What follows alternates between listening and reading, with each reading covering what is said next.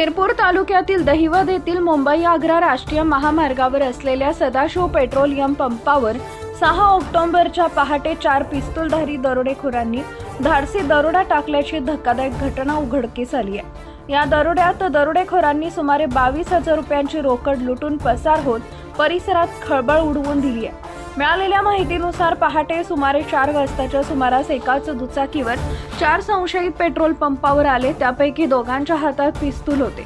पंपावर ड्युटीवर असलेले कर्मचारी सोमनाथ गवळी, सुनील नगराळे आणि संतोष नगराळे यांना पिस्तूलचा धाक दाखवत रोकड मागण्यात आली। कर्मचाऱ्यांनी प्रतिकार करण्याचा प्रयत्न करताच दरोडेखोरांनी त्यांच्यावर मारहाण करून रोकड भरलेली बॅग हिसकावून घेतली आणि दुचाकीवरून पसार झाले। दरोडेखोरांनी चेहऱ्यावर कापड गुंडाळलेलं असल्यानं त्यांची ओळख स्पष्टपणे पटू शकली नाही। घटनेच्या वेळी पेट्रोल पंपाच्या शेजारील हॉटेल बंद होते आणि सुरक्षा रक्षकही रजेवर असल्यानं दरोडेखोरांनी या संधीचा फायदा घेतल्याचा प्राथमिक अंदाज पोलिसांनी व्यक्त केला आहे। घटनेची माहिती पेट्रोल पंपाचे संचालक तरुण शर्मा यांनी तात्काळ पोलिसांना दिली। माहिती मिळताच पोलीस निरीक्षक जयपाल हिरे यांनी घटनास्थळी धाव घेऊन पंचनामा केला। दरम्यान दरोडेखोरांचं संपूर्ण कृत्य सीसीटीव्ही कॅमेऱ्यात कैद झाले असून फुटेजच्या आधारे पोलिसांनी आरोपीचा शोध सुरू केला आहे। या घटनेमुळे महामार्गावरील सुरक्षेवर प्रश्नचिन्ह निर्माण झाले।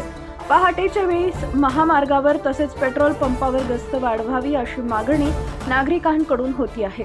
पोलिसांनी घटनास्थळ परिसरातील सर्व रस्त्यांवरील सीसीटीव्ही तपासणी सुरू केली असून दरोडेखोरांचा लवकरच पर्दाफाश होईल असा विश्वास पोलिसांनी व्यक्त केला आहे।